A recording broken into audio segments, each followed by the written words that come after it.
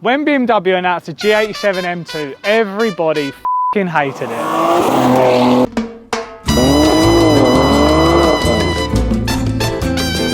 And to be fair, there was some reasons for them to do so, but today I'm going to make my case for why I think they were wrong, or why they might be right. Up front, it had the face only a mother could love. It had arch gaps so wide that you had London buses trying to park in between it. At the rear of the car, it looked like a sloppy little sloth, which I just do not understand what they were doing. The car is 200 kilos heavier than the F87 M2 because it's got lead-lined doors, apparently, and it costs over 10 grand more stock for stock than the previous generation. So they are robbing you blind. At least that's what people would have you think. And to be honest with you, I was in the same camp as you. But my name is Jack from AUTOID. I modify cars and I had hope in this car, and I think we might have turned it around. So behind me is the first of 10 TR87 edition M2s, and this has transformed the new G87. Front kidney grills, front air inlet ducts, front splitter, side skirts, rear winglets, rear diffuser, and finally the rear wing. And altogether, that kit has been CFD tested to create 120 kilograms of downforce at 110 miles per hour. Under the hood, we've got another 100 horsepower on top of the stock with a AUTOID plug-in tuning box, along with a whole collection of carbon fibre, which most notably, that Venturi intake adds another 20 horsepower. Whilst the bonnet's up, that's reminding me what we've done to the suspension. So you've got some millway camber plates on the top mounts there, which are attached to MSS hybrid height adjustable suspension, which rides beautifully, but then on the limit is like a sporty sports car. From factory, these sound like a hairdryer. Nath, play a hairdryer sound. Now, it's got the Miltech on it.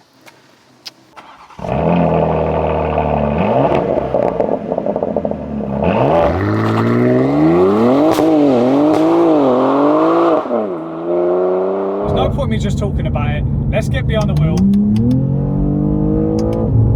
and send it for a minute and tell you exactly what I think.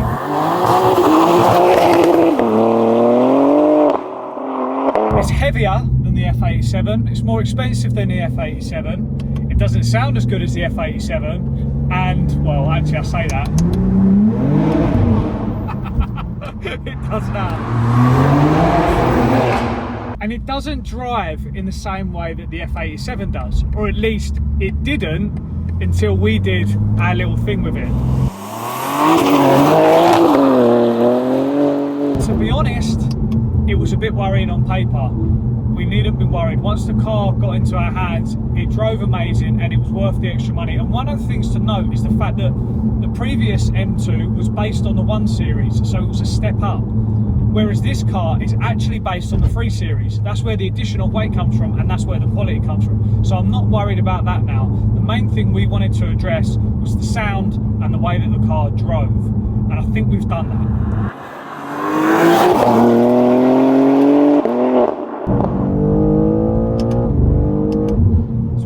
The horsepower up by 100 horsepower. We're now sitting around 570 horsepower, which is where this car should have been from factory. I don't care what you say, this engine is made for that level of power, and this car can deliver it all day long. This has also had XHP on the gearbox, which just makes them shifts lightning quick, and you get a nice little thud as you go through the gears. And that, again, has been enhanced by these magnetic, I've said that in a really weird way, in the magnetic paddles by Made. I've tried a few different magnetic paddles, to be honest. We've had a few different brands on the store, but these ones just seem to have,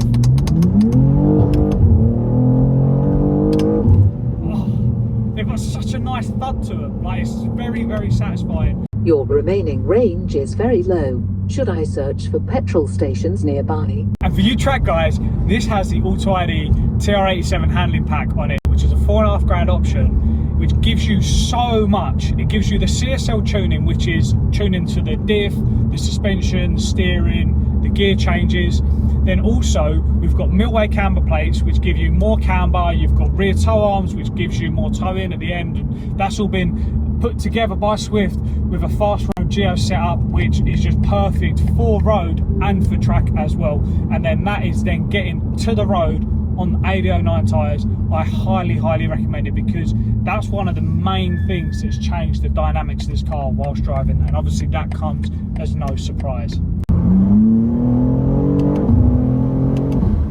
Let's quickly talk about that exhaust, because this at the moment is running the Miltech big fat juicy single mid pipe, which you guys would have seen in previous videos as well, along with a centre resonator and then the standard Miltech back box, and it sounds at the moment very nice. I'm very happy with how this car sounds. It's just as loud as I want it to be, and then when I want to close the valves with the little remote I've got on my keys, I can do so. So cold start and things like that, I can close the valves and it literally sounds like it would stock, which is very handy. That being said, as is the way with myself and Nathan, to be fair, we cannot help ourselves with going a bit of a step further. So this car is going to be having a catless downpipe fitted to it and a full-blown tune by the guys at AUTOID, which means it's going to be pushing over 700 horsepower, and it's also going to be a lot louder. So I'll give you my feedback on that once that comes, but at the moment it sounds very nice. And for those of you that want to take your car that step further, the exhaust that I've got on this car is the one I would 1,000,000% recommend to customers. Still sideways. So if you're watching this video and you're thinking you'd like some of those parts for your car, or you have any other car, BM, Mercedes, Audi, Porsche, Merc, whatever it might be, we have got the bits for it. And the best thing is, because you're watching the video, you get 5% off our store using the code YouTube5. For those of you that are watching this on a TV, pause in 2 seconds time and scan the QR code and it will take you straight to our website. Jack, what's wrong, mate? Mate, 80% of people that are watching this video ain't fucking subscribed. Well, are you going to tell them to subscribe then? Well, subscribe, it's obvious. This is good content. We're enjoying this sort of stuff, so let's get more of it. So we've spoken about the way this car drives. We've spoken about the way that we've improved the looks, but the reality is this car does not exist in a vacuum. For the same sort of money of this car, which is around 50 to 55 grand, there's a load of other options on the market, all of which have a lot of merit behind them. So the key competitor to this car has to be the RS3, which is a very similar car in terms of outright performance. It's also very similar in terms of money. With my money, I would probably still go with the BM. They drive a bit better. Yes, they don't look as cool as what the BM RS3 does, but come on, man. That's an obvious choice. Now, if you're a bit older and you want something with a bit more prestige, you can actually pick up an F80 CS for similar money to one of these now. Now, that would have me on the verge, but this has got a much nicer interior. It's much more better suited to the way that we use the cars. So I think, again, I would probably on balance go for one of these. Now, some honourable mentions have got to be cars that are around 10 grand less than this, which is a stock F80 M3, which put 10 grand into an F80 M3, you could do a lot with that. So that could be an option, but again, same as the F80 CS, older interior, probably a little bit more tired than what this car is. And then the other one is the A90 Supra, which we've had on this channel, Nathan has had, and we've got a lot of love for that car, B58, but it's not as easy to live with, and it's a two-seater as well, so it kind of doesn't really compete on the same level. The other one is an F87 M2, again, probably 15, 20 grand cheaper than this now you could pick them up for, and there's a reason they're 15, 20 grand cheaper. Let's be honest, this is better in every measure, other than maybe the stuff that you could argue that I've gone on about in our previous video about the F87. If you want to see that, check that out on the channel. And now the final one to mention, which is arguably its closest competitor, is its bigger brother, the G82 M4. And my money's going on the G87, to be honest. No, you're fried. Mate, come on, let's not go through this. No way. We've been through this before. No way. G82 M4 is better in every single way. Except it's for an old bloke that works in IT and, you know. All right, I'm just going to throw some videos up from my one. Right, that car only looked good after it had the Adro kit. No, I do agree that, but xDrive, same money, a little bit more power out of factory, and the interior just feels a little bit more premium. You've got plastic door cards.